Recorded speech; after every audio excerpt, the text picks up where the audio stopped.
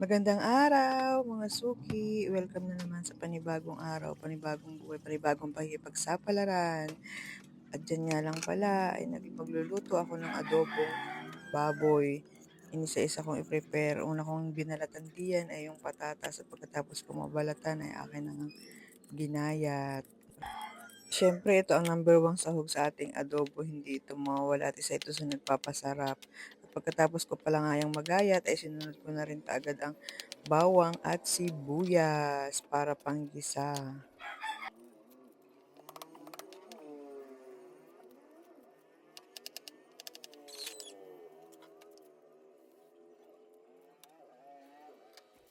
Ayan nga guys, nang matapos ko ng magayat ang bawang at sibuyas ay dinala ko na sa labas para i-prepare.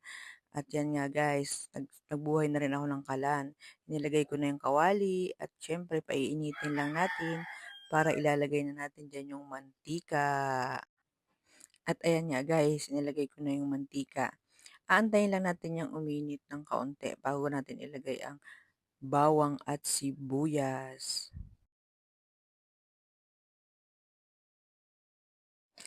At ayun nga guys, nung mainit na yung mantika, inilagay ko na yung bawang, isinunod ko na rin kaagad yan yung sibuyas.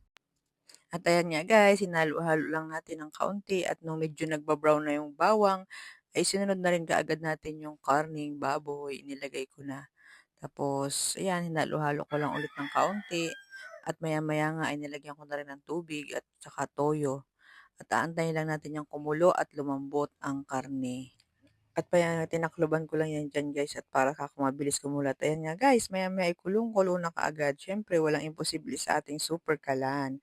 At nung malambot na, isinunod ko na rin kaagad yung patatas.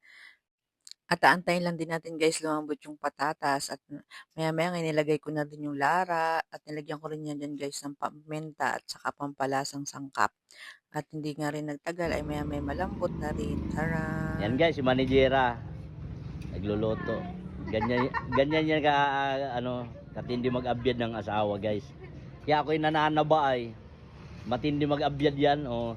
So shout out po Jang. Ayan oh. At ito na nga guys, tatapos ko nang maluto ang aking adobo ala Mama Bell. Ang sarap niyan guys. Yun nga pala guys, ulam na namin hanggang tanghalian. Dalawang ulam namin, almusal at tanghali.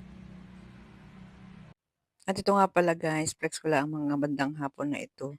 Meron ako diyang suki na foreigner, asawa ni ate. Nakakatuwa at lahat ng kanyang motor ay dito niya lagi pinapagawa.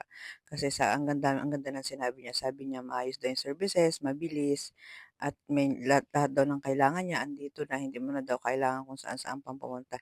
Thank you po sa support palagi sa paulit-ulit na pagtangkilik sa aming shop. Thank you ulit sir, nakakataba naman ng puso. At ito nga guys, gabi na ito guys. Pinapakain ko ng aking diyang bunso at syempre habang pinapakain ko tinitingnan ko sa CCTV kung sila ay sarado na. Ayan, nagre-ready na rin magsara at mayroon pang isang customer na inaantay na lamang.